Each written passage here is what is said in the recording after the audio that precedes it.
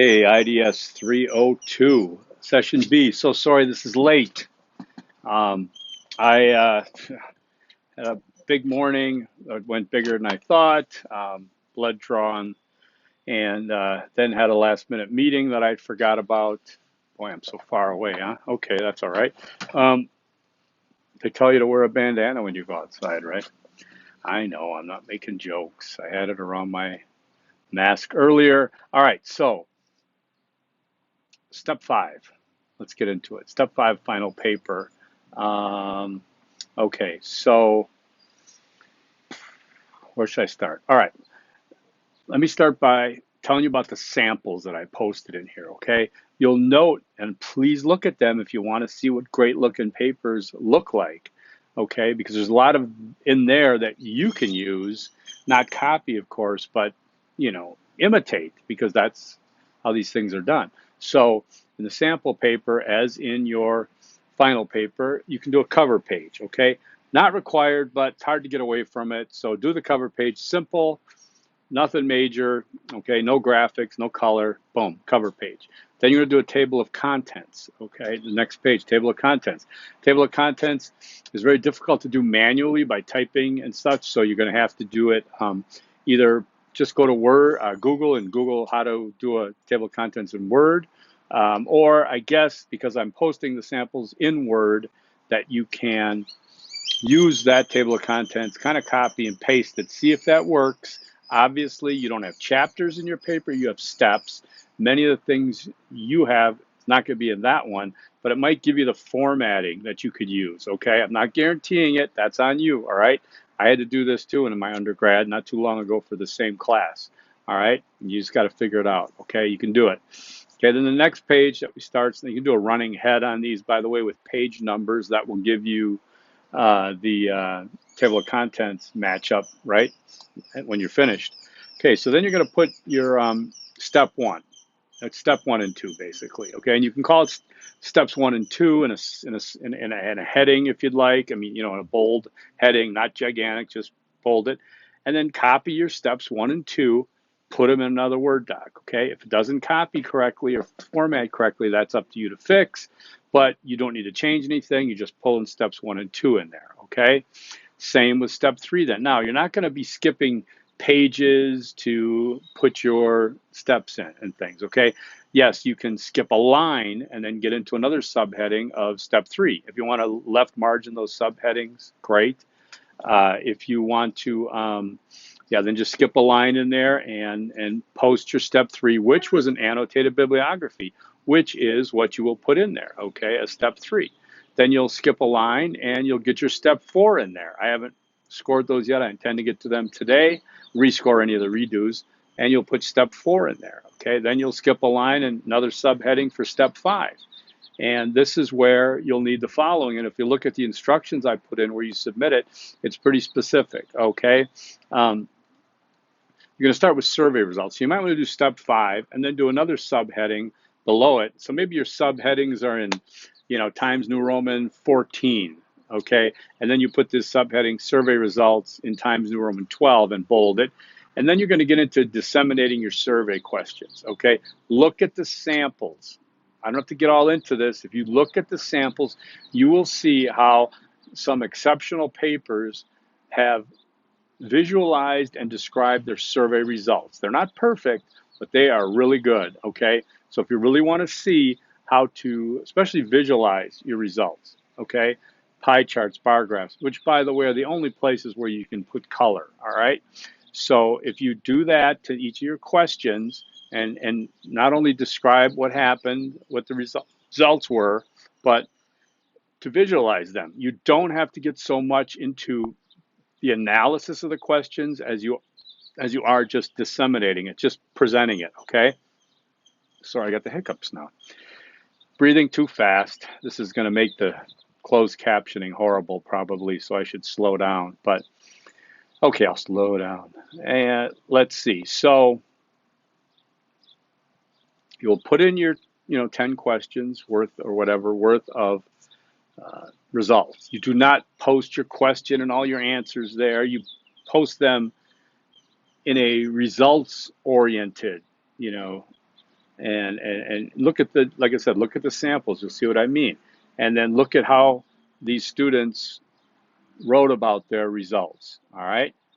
As we work our way down, then you'll still under step 5, you'll have another subheading. Again, you can use Times New Roman 14-point font for all your major subheadings, and then for the survey results, you can just put it in 12. You will make a summary, develop a summary. Now, for your summary, I want you to then look at your data holistically along with the previous research, and you should analyze it, right? You will then discuss. It's like a discussion. I'm skipping the formal discussion and going right into a summary kind of thing where you're going to talk about how your results resonated with the previous research, what it told you, what the limitations were. Don't be afraid to talk about limitations. Okay, so if you ask the question about, your survey was about, let's say, recycling or sustainability, and you asked a lot of questions, but you realize that you didn't ask about, where people live, apartment complex, their own home, in the country, rural, urban. Maybe you didn't ask, what the opportunities to recycle were. In that sense, those are limitations. So if you have limitations, you should identify those limitations. There's nothing wrong with that. Good research not only identifies the trends and the evidence of certain things, but it also identifies what the limitations were, because we can't go back and redo it. It's all this process of knowledge. Okay, so what you've done before, that set the table. Now you're going to throw out the food. You're going to put the food on the table, right? You're going to identify these things, and you're going to analyze it, summarize it, and then at the end of that, you will go to the top of the next page, right? The top of the next page for your works cited. It will be all the works you cited in the entire paper, okay? And again, last name is alphabetized. Last name needs, whatever you have in your works cited list, I need to be able to do a control find and put Smith, and Smith should pop up on the top in the text. I should be able to type in any last name that you have in your works cited, and that name will appear. So if you have an article by Smith, you better use Smith up there and not just the article name, because it needs to be cited in text as well, okay? So you're going through bibliography, hanging paragraphs, you know the drill already, right? And then after that, if you skip to the top of the next page, you can do an appendix. I recommend it. Let's put it this way. I won't ding you for not having it, but I will probably look at it better if you do have one. And the appendix, if you look at the ones in those papers, I think only one of them doesn't have double line spacing or something, but actually, I don't think you should worry about that. No. You would post your survey questions with the possible answers, okay? And you can see how they did it. I don't recommend you copy and paste from SurveyMonkey. It will not work well, okay? That's where you get to show, and that's where you could also refer to in any particular analysis by saying, this particular question from the appendix, question number 4, the choices were this and that's, but you're going to have it all. I'm just saying that think about those things and how you write. Read those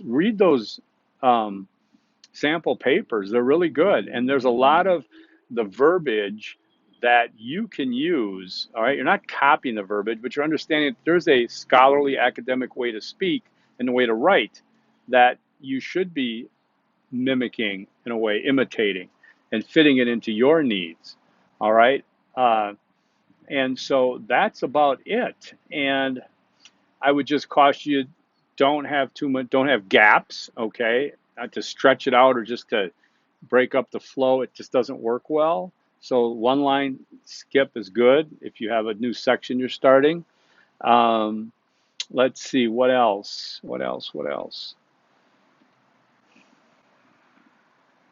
I think that's about it. I want to get this out today, being Wednesday already. Please send me your questions. I may have missed something. I apologize if I have.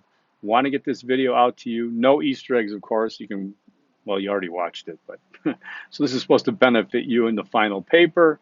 Let me know, okay? Because if I find some kind of tribal error that I kind of missed out on, I'll get it back out there. Otherwise, this is what I'm getting at, okay? Now, remember what this course is, right? Isn't it interdisciplinary inquiry skills? Okay. So guess what I would like to see in that summary somewhere? Somewhere where you're maybe identifying, like you did in step 4, areas of integration, how you've confirmed that certain disciplines are benefiting, or the problem is going to benefit by the integration of certain disciplinary information, disciplinary knowledge. For example, if you're doing a climatology and you got down there and you just talked about, you know, environmental science or what have you, you're neglecting the fact that there's probably a basis for understanding how political science integrates with that, how economics integrates with climatology, okay, to solve the problem. Because again, that's what we do in interdisciplinary studies, intending to integrate disciplines to break down the barriers, to allow for a solution or a mitigation of a certain problem that looks at it from many different disciplines, right? Okay, so I think that'll do it. Let me know if you have any questions. I don't have a remote, so I got to get up and turn this thing off. You guys take care. Let me know. All right, thanks.